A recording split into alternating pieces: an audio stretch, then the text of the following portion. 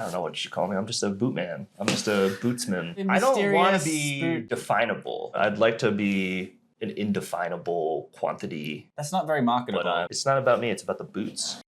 Ticho Blanco, why is Viberg held in such high esteem? It's a great question, Nick. Thanks for having me here. I appreciate you, buddy. They pretty much invented this category of elevated quality heritage boots, slim toe service boot styles, right? It wasn't really a thing that existed. It was either you had work boots, you had Pacific Northwest heritage boots, and that was it. And if you wanted a dressier boot, you were looking at going to a dress boot maker. Any work boot in 2024 and beyond that cares about the finishing of the boot owes that to Viberg. Tell us more about the finishing. I mean, that's a huge aspect of it, right? So often for work boots, they're just being made with an eye towards functionality. All they really care about is this thing going to hold up while I'm cutting down trees or fighting wildfires? And then fashion boots, it's been always about how is it finished? How does it look? The aesthetics of it are paramount. Viberg took those two worlds in a factory that makes work boots and said, we're gonna apply this eye towards finishing and we're gonna make something that has appeal to fashion-oriented customers. They have the history and the DNA of being an actual work boot company, dating back to 1931, making boots in the Pacific Northwest. It's in Canada. They do have that history and that DNA, but with a much higher level of detail, taking into account a higher level of finishing and utilization of a wide variety of different leathers beyond just work boot leathers. Walk us through your boots you've got here. This historical archive. This is your oldest one? This is my oldest pair. These came out in 2012. These are the Viberg by Nigel Cabourn collaboration, which for a lot of people is seen as the first big part of this whole thing. Where in collaboration with Nigel Cabourn, who legendary British designer, who loves vintage military stuff. Whose leather is this? So we got this roughout leather that was actually hand antiqued at the factory. So all the darker parts on it were done by hand. Oh, really? Yeah, the eyelets were actually soaked in acid to give them this like vintage look. And these were sold, I believe, at Bergdorf Goodman. So early 2010s, this market doesn't really exist. There isn't really all of this internet hype. Maybe a couple dozen were made. I was lucky to snag these a couple years ago on the secondary market, and they sit on my shelf and they look really cool. That's what's great about Viberg is they do hold their value, especially some of the older pairs where you can't really get something made like this anymore. I mean, you look at the SPI and the outsole, it is significantly different than what they're doing today. It's a much more rugged look.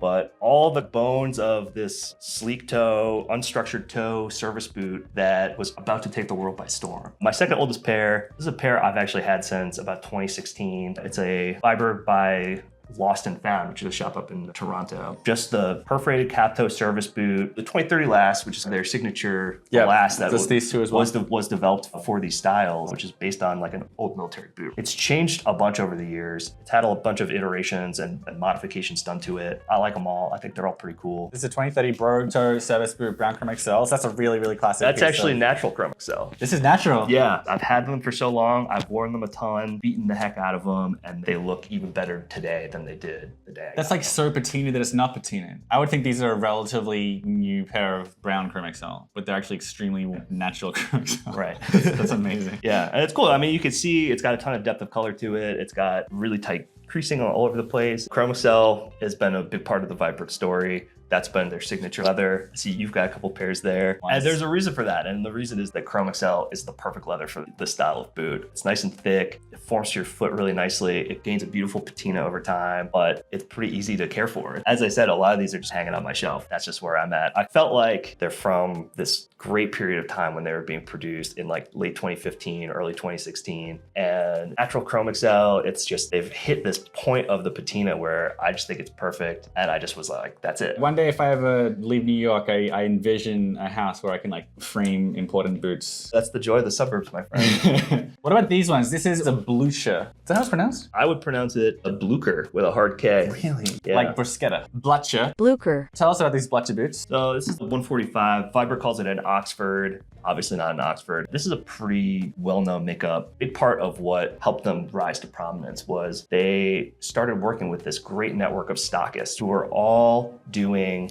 unique makeups. They were given the freedom to iterate and create something that was special to their clientele. These came from Withered Fig, which is an online-based store outside of DC, run by this guy Richard, who's awesome. A guy who understands the brand, understands what people are looking for, understands the leathers, understands all this stuff, and comes up with this 145 Oxford in mushroom chamois roughout from Horween. So this is an oily leather. It's this nice mushroom color it's got all sorts of different colors to it. It's got great texture, nice unstructured toe, and it's got this big chunky Dr. Sole corded sole. It's both chunky and sleek at the same time, and they're just super easy to wear. So this makeup, they've been run 4 or 5 different times. Tell me about these ones then. Derby boot? As we're getting deeper into the history here, these service boots are the big thing. But Viberg, they don't want to stay stagnant. They came up with in like 2017, 2018 kind of range, these country boots, right? You have all these references to military boots and heritage Pacific Northwest work boots, but there's obviously an eye towards British country style. So we have the country boot, which if you look at the pattern and look at some Trickers or Crockett & Jones, you see some parallels, right? This is their take on a British country boot, but it's being done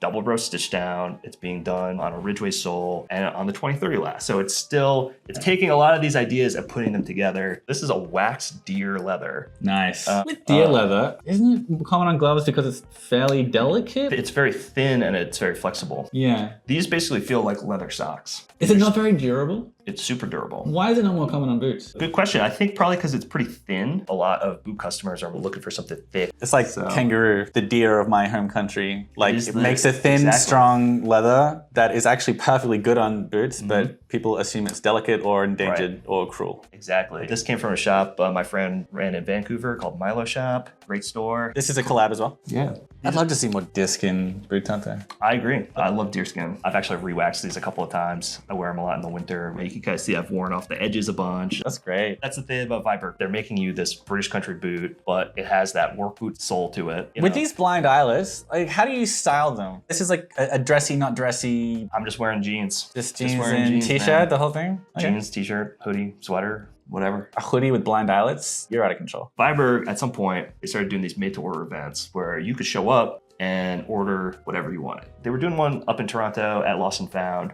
Lost and Found offered a bounty where they said, we're gonna do like a contest where we're gonna do this MTO event and we're gonna choose one of the boots to run as like a makeup. And if you are the one who designs that, you get your pair for free. I booked a flight up there because it was like in January too. And I convinced my wife to go with me. We're gonna go to Toronto because I want to win this boot contest. My wife was like, if you don't win this, I'm divorcing you. You dragged me to Toronto in January. Wait, did you win? Is this your design? Yeah. Yeah. What? Tell me everything about it. I fell in love with this whole cut boot. This whole upper is just one piece of leather, which is really cool. They're really comfortable wrapped all around your foot. There's no seams. There's no pressure points on it at all. This is a waxed camel roughout. Nice. So yeah, I threw a bunch of nickel eyelets on it and this big commando sole. And yeah, they ended up running them and I got these for free. Do you think whole cut boots are more comfortable? It's a real close argument. There's no seams. There's no places for the leather to be stretched in a strange way. It's like a leather sock, basically. These are super comfortable. I can't complain about them at all. These are my Vibergs I got in early 2017. And these are the last ones I got in late 2022. And this is another one of yours. Okay, so let's move a little forward. We've had this nice stockist era where all these stockists are coming up with these different ideas. The issue that Viberg ran into at this point was they wanted to have a little bit more control over the identity of the brand, about what was being produced, what was being sold. And all these stockists, they all had their own ideas. They all had their own customer bases they were trying to deal with. It was putting pressure on the factory. In order to make things more efficient, over time, the flexibility given to stockists was cut back significantly. There weren't as many like hard to find rare makakeups you can hunt down, like the gamification of it. Right. By 2019, there's a full-blown industry of Viberg clones, right? Viberg was still, they're not done. They completely switched out the outsole stitchers that they had at the factory and started shifting even more towards that European finishing and that European look, but still doing the double row stitch down, but just further towards the European side of it and just cranked up